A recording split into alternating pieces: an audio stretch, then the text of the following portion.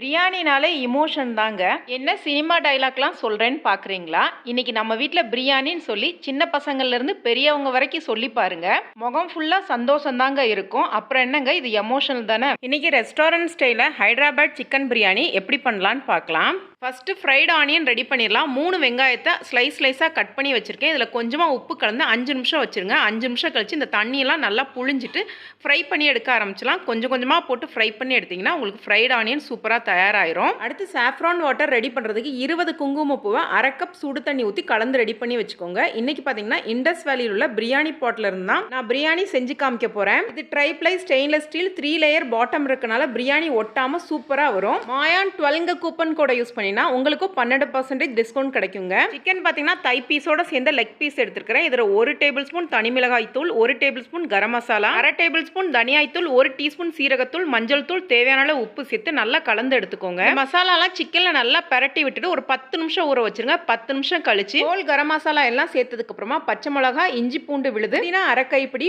1 கைப்பிடி கொத்தமல்லி தழை, ஃப்ரைட் ஆனியன் பாதி சேர்க்கிறேன். இதில் 3/4 கப் தயிர் சேர்த்து நல்லா கலந்து விடுங்க. இதோடவே பார்த்தீங்கன்னா ஒரு லெமனோட ஜூஸ், 1 டேபிள் ஸ்பூன் நெய் சேர்த்து நல்லா கலந்துட்டு 2லேருந்து 3 மணி நேரம் ஊற வச்சிருங்க. முடிஞ்சா இதை நீங்கள் ஃப்ரிட்ஜில் கூட 2 மணி நேரம் வச்சு எடுத்துக்கலாம். சிக்கனில் ஃப்ளாட்டாக இருக்க பீஸ் சைடை பாத்திரத்தில் அடியில் வச்சு மூடி வச்சிருங்க. 3 மணி நேரம் கழிச்சு கடாயில் இங்கே வெண்ணெய் கொதிச்சுக்கிட்டு இருக்கு. இதில் ஹோல் ஸ்பைசஸ்லாம் சேர்த்துட்டு உப்பு கொஞ்சம் அதிகமாக சேர்த்துக்கணும். தண்ணி எடுத்து டேஸ்ட் பார்க்கல கடல் தண்ணி மாதிரி உப்பு கரிச்சாதான் சாதத்தில் நல்லா உங்களுக்கு இறங்கும். இதோடவே எண்ணெய், கொத்தமல்லி தழை, 20 நிமிஷம் ஊற வச்ச பாஸ்மதி ரைஸ் 2/2 கப் சேர்த்துருக்கிறேன். இது 3/4 வெந்ததுக்கு அப்புறமா இதை அப்படியே எடுத்து நம்ம மேரினேட் பண்ணி வச்சுக்க சிக்கன்ல மேலாப்புல சேர்த்துருங்க. சாதம் தண்ணியில் இருக்கும்போது அடிக்குறுக்கா கிளறக்கூடாது, இல்லட்டா சாதம் உடஞ்சிரும். 3/4 வெந்ததுக்கு அப்புறமா நம்ம லேயரா அடிக்க ஆரம்பிச்சிடலாம். ஃபர்ஸ்ட் சாதம், அடுத்து கொஞ்சம் ஃப்ரைட் ஆனியன், கொத்தமல்லி, புதினா, சாஃப்ரான் வாட்டர் சேர்த்துக்கோங்க. இதே மாதிரி 2 லேயரா அடுக்கி வச்சுக்கோங்க. செகண்ட் லேயருக்கு சாதம் சேர்த்தாச்சு. கொத்தமல்லி, புதினா, ஃப்ரைட் ஆனியன், சாஃப்ரான் வாட்டர் இருக்குது எல்லாத்தையுமே சேர்த்துட்டேன். இதோடவே மேலாப்பில் 2 டேபிள் ஸ்பூன் நெய் சேர்த்துக்கோங்க. இப்போ இதை ஃபாயில் பேப்பரை வச்சு நல்லா ரேப் பண்ணி எடுத்துக்கோங்க. இந்த அளவுக்கு நல்லா ஃபாயில் பேப்பரை வச்சு மூடினதுக்கு அப்புறமா இதை அடுப்பில் வச்சிடலாம். ஒரு தட்டு போட்டு மூடி நம்ம ரைஸ் வேக வச்சிருக்க சூடாக இருக்க தண்ணியை மேலே வச்சிருங்க. ஹை ஃப்ளேமில் 10 நிமிஷம், மீடியம் ஃப்ளேமில் 10 நிமிஷம், லோ ஃப்ளேமில் 10 நிமிஷம் வச்சுட்டு கேஸ் ஆஃப் பண்ணிருங்க.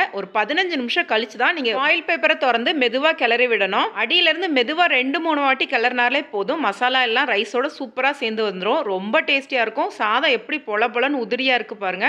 ரெஸ்டாரண்ட் ஸ்டைல ஹைதராபாத் சிக்கன் பிரியாணி தயாராயிருச்சு. கண்டிப்பா ட்ரை பண்ணி பார்த்துட்டு கமெண்ட் பண்ணுங்க. அதே நேரத்தில் இண்டஸ் வேல்ல எந்த பாத்திரம் வாங்கினாலும் மாயாஸ் 12 கூப்பன் கோட யூஸ் பண்ணீங்கன்னா 12% டிஸ்கவுண்ட் கிடைக்குங்க. வீடியோ பிடிச்சிருந்துச்சுன்னா லைக் பண்ணுங்க, ஷேர் பண்ணுங்க. நன்றி, வணக்கம்.